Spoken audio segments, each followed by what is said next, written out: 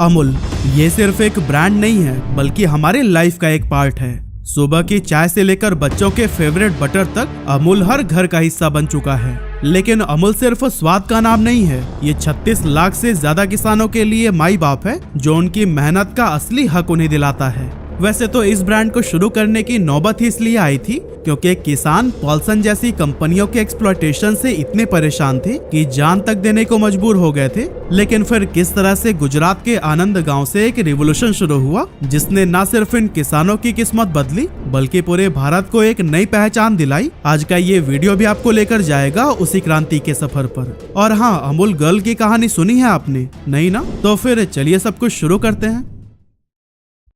तो दोस्तों, अमूल के इस कहानी की शुरुआत होती है 1940s से, जब भारत के गांव में किसान अपनी गाय भैंस का दूध बेचकर गुजारा करते थे। सुबह सुबह महिलाएं उठती, पशुओं की सेवा करती, दूध निकालती और फिर किसान उसे बेचने निकल जाते। लेकिन प्रॉब्लम ये थी कि उन्हें उनकी मेहनत का सही रिवॉर्ड ही नहीं मिल पाता था क्योंकि दूध का ये पूरा बिजनेस कॉन्ट्रैक्टर्स और मिडिलमैन कंट्रोल कर रहे थे। असल में किसानों के पास और कोई दूसरा ऑप्शन भी नहीं था क्योंकि किसान को हर हाल में वह दूध बेचना ही था, नहीं तो अगले दिन तक तो वो खराब ही हो जाता। और इसी का फायदा उठाते हुए मिडिलमैन दूध को बहुत कम प्राइस पर खरीदते थे जिससे उनको तो काफी प्रॉफिट होता था। लेकिन फिर उसी टाइम यानी 1945 में British government Bombay milk scheme लेकर आई जिसके बाद किसानों को अपने साथ होने वाला फ्रॉड समझ में आने लगा। असल में इस स्कीम के तहत किसानों से दूध खरीदकर गुजरात के आनंद शहर, जो कि ब्रिटिश काल में कायरा डिस्ट्रिक्ट के अंदर आता था, वहां ले जाकर के पॉस्चराइज किया जाता था। असल में पॉस्चराइज प्रोसेस में होता क्या है ना कि दूध को एक सेट टेम्परेचर पर गर्म किया जाता है और फिर जल्दी से उसे ठंडा कर दिया जाता है जिससे कि दूध में मौजूद हार्मफुल बैक्टीरिया खत्म हो जाते हैं और फिर इस दूध को ज्यादा टाइम के लिए स्टोर किया जा सकता है। अब आनंद शहर में इस प्रोसेस को पूरा करने के बाद से दूध को 427 किलोमीटर दूर बॉम्बे पहुंचाना पड़ता था और इसका टेंडर मिला था पॉल्सन कंपनी को। एक्चुअली पॉल्सन कंपनी दूध से बटर और घी जैसे प्रोडक्ट्स बनाती थी जिसका यूज ब्रिटिश ऑफिसर्स और भारत के अमीर लोग किया करते थे। अब ब्रिटिश गवर्नमेंट ने गुजरात के मिल्क प्रोडक्शन और डिस्ट्रीब्यूशन का सारा कंट्रोल पॉल्सन डेयरी को दे रखा था, इसीलिए किसानों को मजबूरन दूध इसी कंपनी को ही बेचना पड़ता था। हालात तो इतनी खराब थी कि अगर मार्केट प्राइस 5 रुपए पर लीटर था ना तो फिर किसानों को सिर्फ 1 या 2 रुपए पर लीटर में दूध बेचना पड़ता था। ये पूरी तरह से एक तरफा सौदा था क्योंकि किसानों के पास ना तो कोई नेगोशिएशन पावर थी और ना ही कोई दूसरा खरीदार। और दोस्तों, यह एक्सप्लॉयटेशन यहीं पर खत्म नहीं होता था। किसानों को अपना दूध कलेक्शन सेंटर तक पहुंचाने का खर्चा भी खुद ही उठाना पड़ता था और अगर क्वालिटी में थोड़ी भी कमी निकली तो फिर पेमेंट ही नहीं दिया जाता था, जिसके चलते कायरा डिस्ट्रिक्ट के किसानों की हालत बद से बदतर होती जा रही थी और बहुत सारे फार्मर्स आत्महत्या करने को मजबूर हो गए। अब जब किसानों के ये परेशानियां हद से ज्यादा बढ़ गई तो उनका गुस्सा फूट पड़ा और वह अपनी शिकायत लेकर पहुंचे त्रिभुवन दास पटेल के पास। त्रिभुवन दास पटेल उस समय कायरा जिले के एक रिस्पेक्टेड लीडर थे जो हमेशा किसानों के अधिकार के लिए आवाज उठाते थे। ऐसे में जब किसानों ने अपनी परेशानी उनके सामने रखी तो फिर वो उन्हें अपने साथ लेकर कांग्रेस के बड़े नेता सरदार वल्लभ भाई पटेल के पास पहुंचे।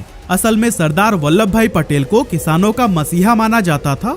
अब उनके पास भले ही कोई सरकारी पद नहीं था लेकिन उनकी बात पूरे देश में सुनी जाती थी, यहाँ तक कि उनके नाम से ही अंग्रेजों के पसीने छूट जाते थे। सरदार पटेल ने किसानों को समझाया कि आप सभी किसानों को एकजुट होना पड़ेगा और एक कोऑपरेटिव कमेटी बनानी होगी। इसका मतलब ये था कि अब किसान खुद अपनी डेयरी चलाएंगे, वो खुद मिल्क का कलेक्शन और डिस्ट्रीब्यूशन करेंगे और इस पूरे प्रोसेस में कोई मिडिलमैन नहीं होगा जिससे कि पूरा प्रॉफिट किसानों के बीच ही बांटा जाएगा। सरदार पटेल ने उन्हें यह भी समझाया कि अगर वो मिलकर काम करेंगे तो फिर वो पॉल्सन को बाईपास करके अपना दूध सीधे बॉम्बे के मिल्क डिवीजन को भेज सकते हैं। और फिर इस मिशन को पूरा करने के लिए उन्होंने कांग्रेस के एक बड़े नेता और स्वतंत्रता सेनानी मोरारजी देसाई को खेड़ा जिले में भेजा। जी हाँ, वही मोरारजी देसाई जो आगे चलकर भारत के प्राइम मिनिस्टर भी बनाए गए। सरदार पटेल ने मोरारजी से कहा कि अगर जरूरत पड़े तो किसानों के लिए स्ट्राइक करवाने से भी पीछे नहीं हटना। और फिर इस तरह से कायरा डिस्ट्रिक्ट, जिसे खेड़ा के नाम से भी जाना जाता था, वहां आने के बाद से मोरारजी देसाई ने 4 जनवरी 1946 को समरखा गांव में एक मीटिंग रखी, जिसमें डिसाइड किया गया कि जिले के हर गांव में एक कोऑपरेटिव कमेटी बनाई जाएगी और किसान सिर्फ उसी को ही अपना दूध बेचेंगे। यहाँ तक कि किसी भी कंपनी या खुद ब्रिटिश गवर्नमेंट को भी अगर दूध खरीदना होगा तो उन्हें इस कमेटी से एग्रीमेंट करना पड़ेगा, और अगर वो ऐसा नहीं करते हैं तो उन्हें दूध नहीं मिलेगा। अब जैसा कि सबको उम्मीद थी, ब्रिटिश गवर्नमेंट को किसानों का ये बदला रूप बिल्कुल पसंद नहीं आया। उन्होंने स्ट्रिक्टली इस तरह की किसी भी कोऑपरेटिव कमेटी को अप्रूवल देने से साफ इनकार कर दिया। लेकिन इस बार किसानों ने भी ठान लिया था कि अब वो इस अन्याय को नहीं सहेंगे, इसीलिए उन्होंने हड़ताल करते हुए दूध की पूरी सप्लाई बंद कर दी। ब्रिटिश गवर्नमेंट ने भी इस आंदोलन को कुचलने के लिए हर संभव कोशिश की। किसानों को डराने धमकाने के लिए उन पर झूठे मुकदमे दायर किए गए, लेकिन किसानों की एकता इतनी मजबूत थी कि उन्होंने हर धमकी का डटकर सामना किया। हड़ताल को 15 दिन बीत गए और इस बीच दूध की सप्लाई रुकने की वजह से सरकार की बॉम्बे मिल्क स्कीम पूरी तरह से फेल होने लगी। दूध की भारी किल्लत की वजह से ब्रिटिश गवर्नमेंट पर दबाव बढ़ता गया और फिर आखिरकार उन्हें किसानों की शर्तें माननी पड़ी। वैसे इस बीच फार्मर्स को भी काफी लॉस हुए थे, लेकिन उन्होंने हिम्मत बनाए रखी और इस प्रोटेस्ट में जीत हासिल की। इसके बाद जून 1946 को Kaira district cooperative milk producers union limited की स्थापना हुई और इसके 6 महीने बाद यानी 19 दिसंबर 1946 को इसे फॉर्मली रजिस्टर किया गया। इतना ही नहीं, 1948 तक इस कोऑपरेटिव कमेटी ने बॉम्बे मिल्क स्कीम के लिए दूध को पॉस्चराइज करना भी शुरू कर दिया था। त्रिभुवन दास पटेल ने ये इंश्योर किया कि इस कोऑपरेटिव का फायदा हर किसान तक पहुंचे, चाहे उनकी जात, धर्म या फिर फाइनेंशियल कंडीशन कैसे भी हो। इस विजन को सही तरीके से इम्प्लीमेंट करने के लिए त्रिभुवन दास जी ने एक 3 टायर स्ट्रक्चर डिजाइन किया। पहला, गांव में डेयरी कोऑपरेटिव बनाई गई, जहां दूध को इकट्ठा किया जाता था और उसकी क्वालिटी की जांच की जाती थी। इसके बाद से दूध को पॉस्चराइज किया जाता और लीक प्रूफ पैकेजिंग में पैक करके ट्रांसपोर्ट फ्रेंडली बनाया जाता। और फिर सबसे ऊपर एक स्टेट फेडरेशन बनाई गई, जो कि मार्केटिंग और डिस्ट्रीब्यूशन का काम संभालती थी। 1948 के अंत तक करीब 432 किसान इस कोऑपरेटिव का हिस्सा बन चुके थे और हर दिन करीब 5000 लीटर दूध की सप्लाई हो रही थी। अगले कुछ ही सालों में किसानों की संख्या और दूध का प्रोडक्शन कई गुना हो गया। हालात ऐसी हो गई थी कि बॉम्बे मिल्क स्कीम भी इस दूध को एब्जॉर्ब नहीं कर पा रही थी। ये प्रॉब्लम सर्दियों में और भी ज्यादा बढ़ जाती थी, क्योंकि भैंस इस सीजन में गर्मियों के मुकाबले 2.5 गुना ज्यादा दूध देती है। और अब हैवी प्रोडक्शन और लो कंजप्शन की वजह से किसान इतने परेशान रहने लगे कि उन्होंने फिर से औने पौने दामों में बिचौलियों को अपना दूध बेचना शुरू कर दिया। और अब सबसे बड़ा चैलेंज था कि इतने सारे एक्स्ट्रा दूध का किया क्या जाए। लेकिन तभी इस प्रॉब्लम का सलूशन लेकर आए डॉक्टर वर्गीस कुरियन, जिन्हें कि हम प्यार से मिल्क मैन ऑफ इंडिया भी कहते हैं। डॉक्टर कुरियन एक विजनरी इंसान थे, जिन्होंने 1949 में अमेरिका से मैकेनिकल इंजीनियरिंग में मास्टर्स की डिग्री कंप्लीट की थी। पढ़ाई खत्म हो जाने के बाद से उन्हें सरकार ने गुजरात के आणंद में एक सरकारी डेयरी में काम करने के लिए भेजा। अब शुरुआत में तो डॉक्टर कुरियन इस असाइनमेंट से खुश नहीं थे, लेकिन यही उनकी मुलाकात हुई त्रिभुवन दास पटेल से। और फिर जब त्रिभुवन दास ने डॉक्टर कुरियन को किसानों की परेशानियां समझाई, तो वह तुरंत समझ गए कि अगर दूध की बर्बादी रोकनी है और किसानों को फायदा पहुंचाना है, तो सिर्फ दूध को बेचने से काम नहीं चलेगा। इसीलिए उन्होंने एक्स्ट्रा दूध से बटर, कंडेंस्ड मिल्क और मिल्क पाउडर बनाने का आइडिया दिया। ऐसा करने से दूध को न केवल लंबे समय तक स्टोर किया जा सकता था, बल्कि उसकी मार्केट वैल्यू भी कई गुना बढ़ाई जा सकती थी। अब दोस्तों, बटर बनाना तो आसान था, लेकिन मिल्क पाउडर के साथ एक बड़ी प्रॉब्लम यह थी कि आमतौर पर मिल्क पाउडर गाय के दूध से बनाया जाता था, जबकि गुजरात में किसानों के पास ज्यादातर भैंस का दूध था और भैंस के दूध से मिल्क पाउडर बनाने के लिए उनके पास कोई टेक्नोलॉजी मौजूद नहीं थी। लेकिन डॉक्टर कुरियन ने यहाँ भी हार नहीं मानी। उन्होंने अपने दोस्त हरिचंद मेघा दलाया, जो मिशिगन से डेयरी टेक्नोलॉजी में मास्टर्स कर चुके थे, उनसे मदद मांगी। और फिर हरिचंद दलाया ने अपनी एक्सपर्टाइज का इस्तेमाल करते हुए दुनिया का पहला बफेलो मिल्क स्प्रे ड्रायर तैयार किया। ये एक बड़ी टेक्निकल सक्सेस थी, जिसने पहली बार भैंस के दूध से मिल्क पाउडर बनाने का रास्ता खोल दिया था। ये इनोवेशन न केवल किसानों के लिए एक वरदान साबित हुआ, बल्कि इसने डेयरी इंडस्ट्री में भारत को एक नई पहचान दिलाई। और फिर 31 अक्टूबर 1955 को सरदार पटेल के जन्मदिन पर इस कोऑपरेटिव सोसाइटी ने अपना पहला मिल्क प्लांट खोला, जो कि इंडिया ही नहीं बल्कि पूरे एशिया का सबसे बड़ा मिल्क प्लांट था, क्योंकि इसकी डेली कैपेसिटी 1 लाख लीटर दूध प्रोसेस करने की थी। अब जब ये तय हो गया कि इस कोऑपरेटिव में किसानों के दूध से अलग अलग तरह के डेयरी प्रोडक्ट्स बनाए जाएंगे, तो फिर इन प्रोडक्ट्स के पहचान के लिए एक ब्रांड नेम की भी जरूरत महसूस हुई और फिर इसके लिए नाम सिलेक्ट किया गया अमूल। लेकिन सवाल उठता है कि अमूल ही क्यों?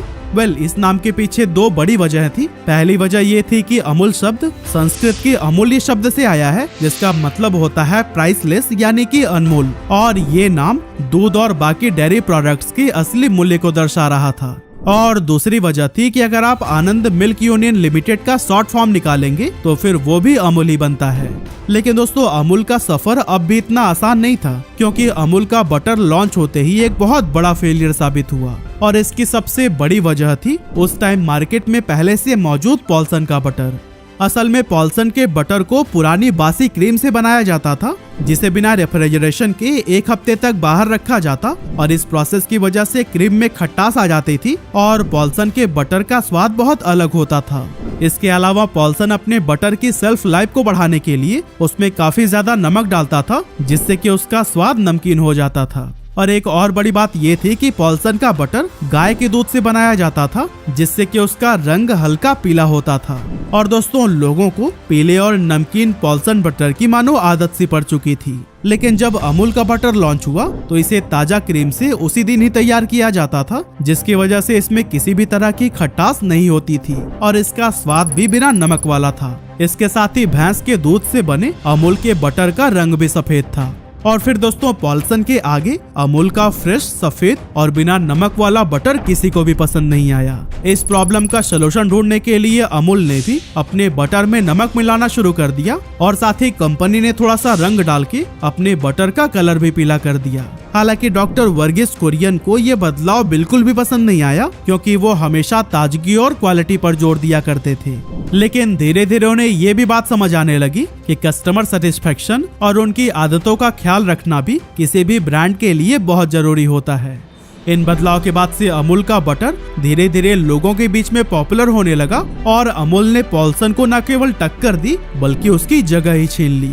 लेकिन दोस्तों, अमूल की सफलता के पीछे सिर्फ फार्मर्स और डॉक्टर वर्गीस कुरियन का हाथ नहीं था, बल्कि एक प्यारी सी लड़की भी थी, जिसे कि हम अमूल गर्ल के नाम से जानते हैं। जी हाँ, वही डॉटेड फ्रॉक वाली लड़की जिसे आपने अमूल प्रोडक्ट्स के पैकेट पर जरूर देखा होगा। एक्चुअली जब अमूल का ब्रांड नेम तय हुआ था उस समय इसकी कोई ठोस आइडेंटिटी नहीं थी, लेकिन इस कमी को पूरा किया अमूल गर्ल ने, क्योंकि वो सिर्फ अमूल की पहचान ही नहीं बनी बल्कि इंडियन एडवर्टाइजिंग हिस्ट्री में अमर हो गई। क्योंकि 1966 में शुरू हुआ ये कैंपेन आज भी जारी है और इसे दुनिया के सबसे लंबे समय तक चलने वाले एडवर्टाइजिंग कैंपेन्स में गिना जाता है। और इतना ही नहीं, इस कैंपेन का नाम गिनीज वर्ल्ड रिकॉर्ड्स में भी दर्ज है। लेकिन सवाल यह है कि अमूल गर्ल ही इस ब्रांड की आइडेंटिटी क्यों बनी? असल में इस आइकॉनिक कैरेक्टर का जन्म पॉल्सन की बटर गर्ल के जवाब में हुआ था। उस टाइम पॉल्सन बटर की पहचान एक प्यारी सी लड़की थी जिसे वो बटर गर्ल कहा करते थे। डॉक्टर वर्गीस कुरियन और उनकी टीम ने सोचा कि अगर पॉल्सन अपनी बटर गर्ल के जरिए पहचान बना सकता है तो फिर अमूल इसी कॉन्सेप्ट को ही अपनाकर इससे बेहतर कर सकता है।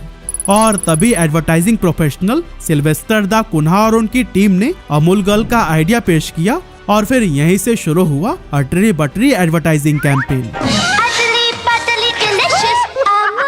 पॉल्सन की बटर गर्ल के मुकाबले अमूल गर्ल ने सिर्फ प्रोडक्ट नहीं बल्कि हर रोज की घटनाओं और मुद्दों को मजेदार और रिलेवेंट तरीके से पेश किया।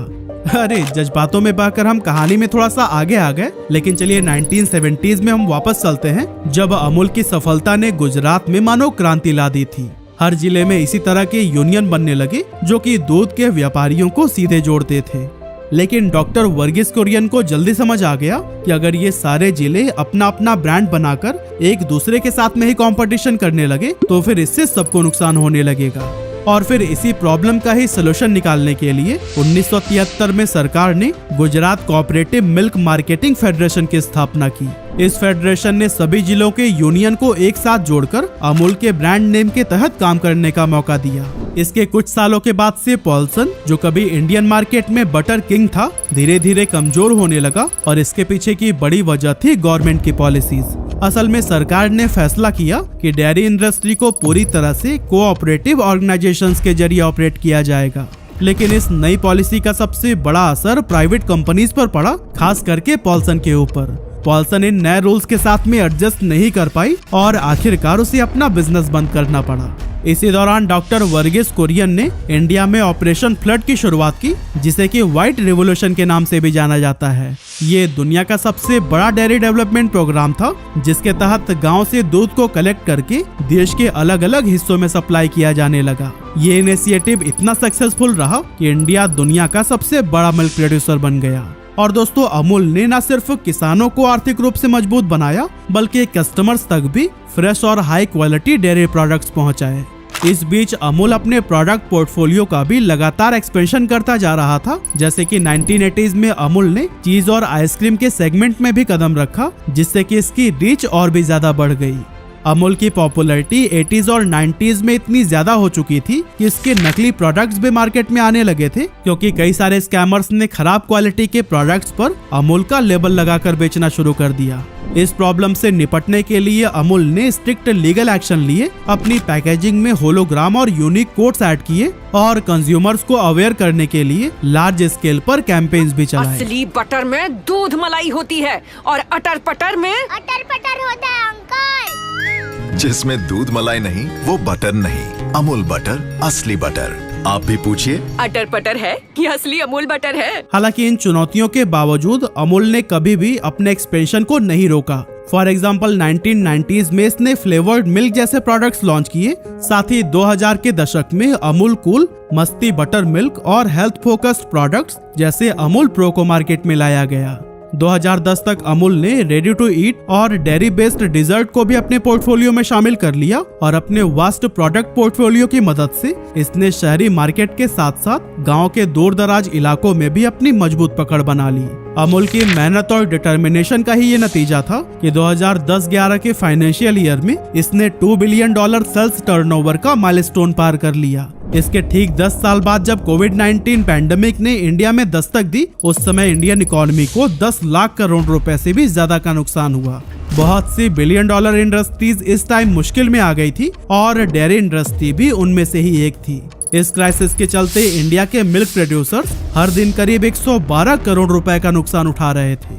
लेकिन उस मुश्किल के दौर में भी अमूल इकलौती ऐसी लीजेंडरी कंपनी थी जिसने न सिर्फ अपने लॉसेस को मिनिमाइज किया, बल्कि अपने रेवेन्यू को भी 700 करोड़ रुपए तक इंक्रीज करके दिखाया। असल में अमूल ने नोटिस किया कि पैंडेमिक के दौरान भले ही रेस्टोरेंट और होटल से आने वाली डिमांड खत्म हो गई थी, लेकिन घरों में मिल्क प्रोडक्ट्स की कंजप्शन में काफी ज्यादा इजाफा हुआ था। इसके अलावा पैंडेमिक की वजह से लोग खुले दूध की जगह पर पैकेज्ड मिल्क की तरफ शिफ्ट होने लगे और फिर इन्हीं सभी चांसेस को अमूल ने दोनों हाथों से कबूल किया।